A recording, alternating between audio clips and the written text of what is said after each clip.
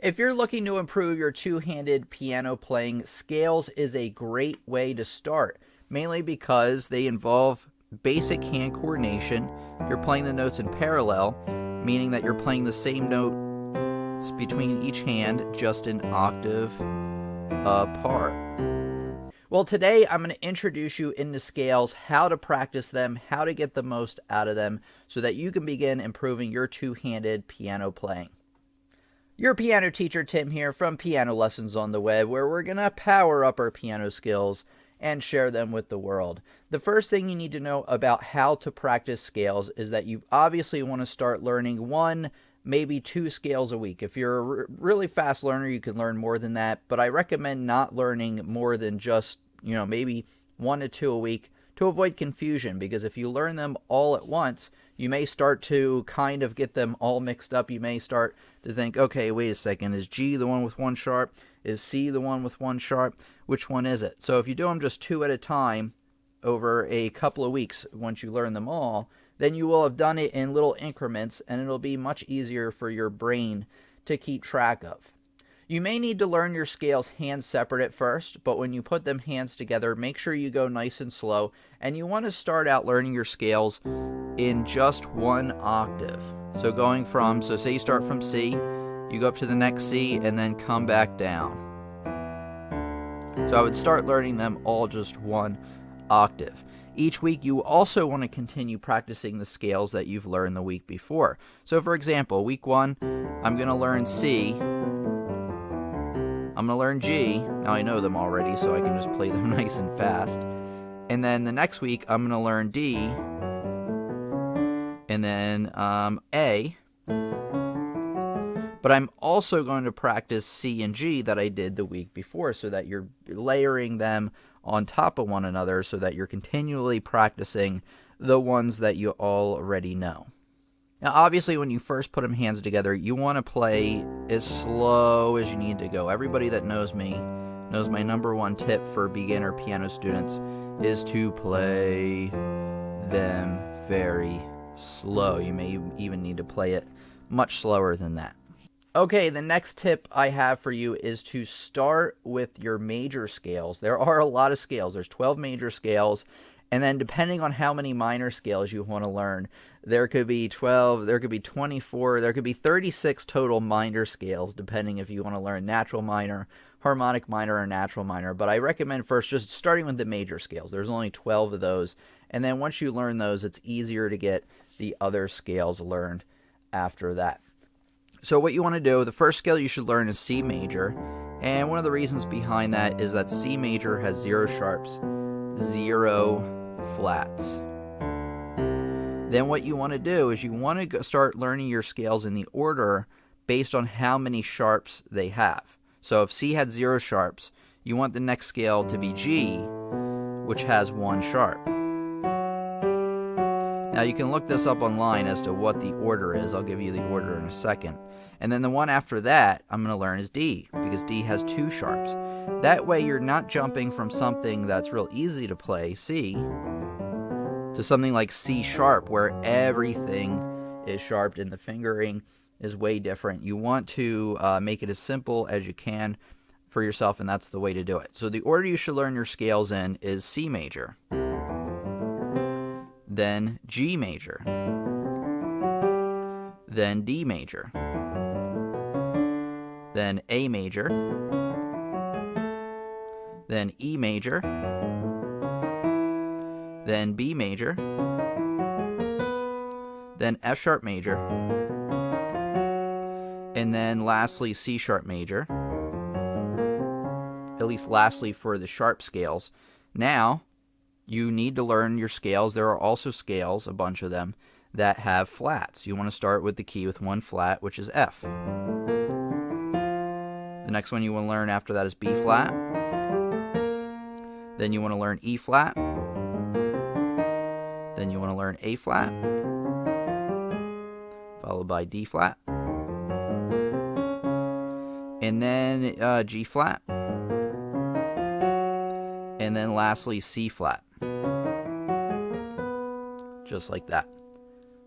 And you also want to practice them going up and down. I was just playing them going up just to show you the order in which you should learn them. Okay, so once you've learned, say you learn 2 a week, it's going to take you 6 weeks to learn all of the major scales. And then you want to learn the natural minor scales. Now you can look up about what they are. Basically what a natural minor scale is so for every key signature, there's a major scale and a minor scale to go along with it. All a natural minor scale is that if you want to find the equivalent of a key, the minor equivalent is you start on your major note. So say we're doing C major. And then what you do is you go down 1, 2, 3 semitones, also called half steps, and then you basically just start the scale on A instead of C, and that's your A natural minor scale. So that's an easy way to get your natural minors down. And then what I would do is, you don't necessarily have to learn your melodic minors, but your harmonic minors, where you're raising this next to last note up, and then you go down just like that. So that's the only difference. Okay, so once you learn your scales 1 octave, then what should you do? I would go through all of them again. Yes, I'm serious. And I would learn them then 2 octaves. So once I get up to this next to last note, I'm just going to cross under my finger again and then continue up another octave.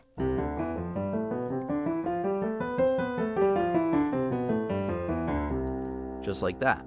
Okay, if you are looking for a free reference, because if you're just starting out, you probably are, you want to take a look at pianoscales.org.